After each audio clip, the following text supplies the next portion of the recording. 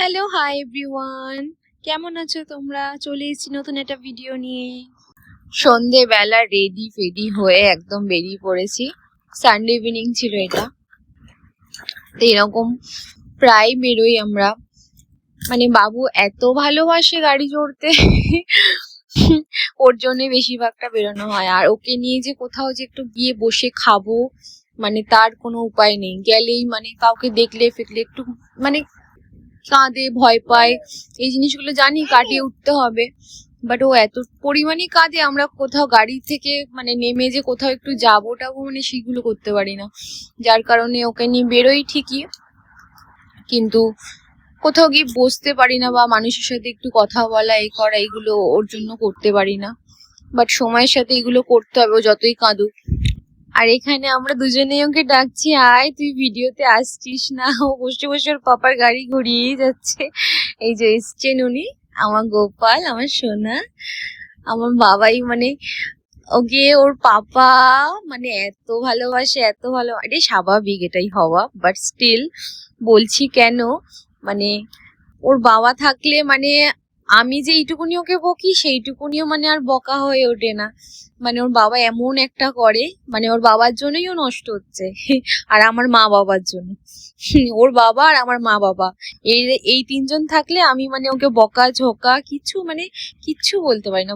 ওরা শুধু বলবে একটু পর থেকে করবি, এখন তোর 2 বছরও বয়স হয়নি, একটু সময় পাবি বকার একটু।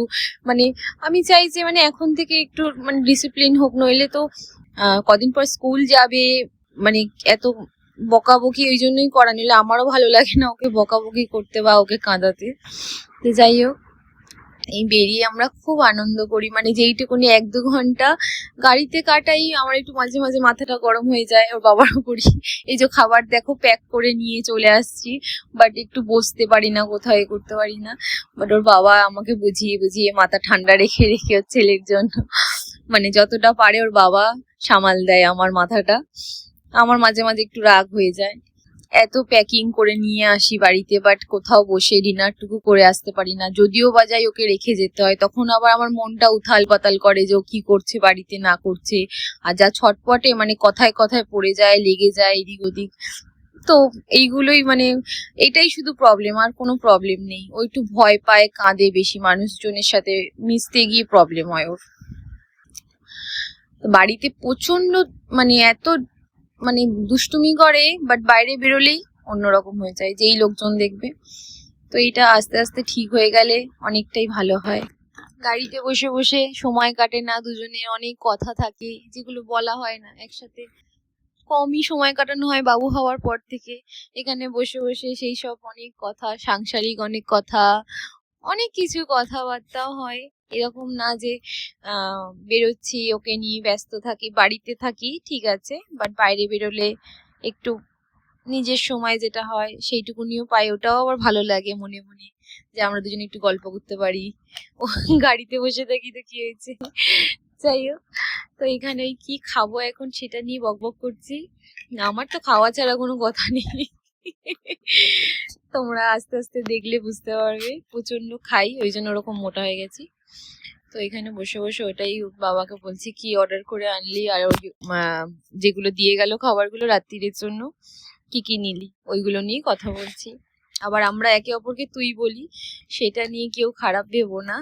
অনেকেই আগে ভিডিও করতাম, আগের চ্যানেলটা তো ডিলিট হয়ে গেছে, তো ওখানে অনেকেই লিখেছিল যে তুই বলো হাজবেন্ডকে, এটা কি ধরনের কালচার, এরকম টাইপের মন্তব্য করেছিল অনেকে। মানে আমরা দুজন দুজনকে অনেক বছর ধরে চিনি, তো আমরা প্রথমে বন্ধুই ছিলাম, আমরা দুজন দুজনকে তুই বলেই কথা বলতাম। তো বিয়ে করে সাডেনলি আর তুমিটা আসেনি, বলিনি, মানে হয়নি। চেষ্টাও করেছি অনেকবার, বাট হয়নি। মা বাপি বকতো বলে বলে বলার চেষ্টা করেছি, বাট হয়ে ওঠেনি।